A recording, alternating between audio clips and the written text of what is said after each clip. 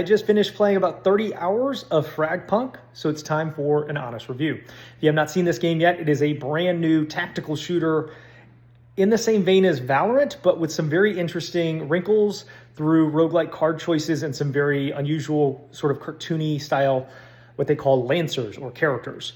So there's a lot to talk about with this one. I will just tell you that this one was really enjoyable for me. I liked most of this game. There are some issues, but let's start with the positives. The biggest positive here is the roguelike cards that start each game and change the gameplay between rounds.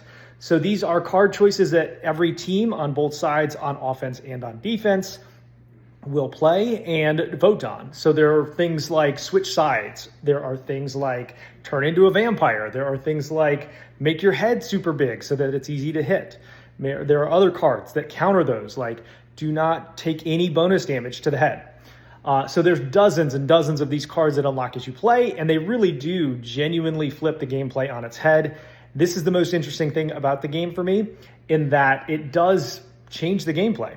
There's some balance issues, which we'll talk more about in a minute, but it's fun and interesting. The gunplay is very well done here. It is pretty smooth. There are some guns that are way better than others. Hopefully those will get balanced over time. We'll see. There are also some really fun and interesting characters here that do some really cartoonish things. Just a very enjoyable and fun game. Now, for the negatives, that's sort of where this one dropped score a little bit. In my opinion, I have some major concerns about the monetization in this game. There are, as of the filming of this video, 10 different kinds of currencies, I believe.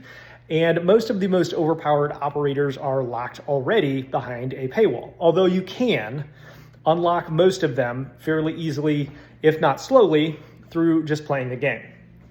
So I'm a little bit concerned, like deeper into the progression of the game and deeper into the dev cycle, that maybe this will become a bit of a money sink for some people.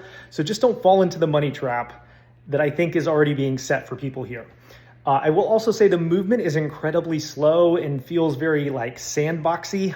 It's just not good enough, in my opinion. And I do think that there are some major balance issues with some of these cards. It tends to become a snowball effect in a lot of ways. The winner of a round tends to be able to vote for better cards, and it just kind of snowballs a little bit in either direction, candidly. So I'm feeling about a 7.5 out of 10 on this one. It is one of the better shooters I've played in a little while. That score would have been higher if not for some of the issues that I encountered. Did you play this game? Let me know in the comments down below. Make sure to hit that sub button. Thank you for watching.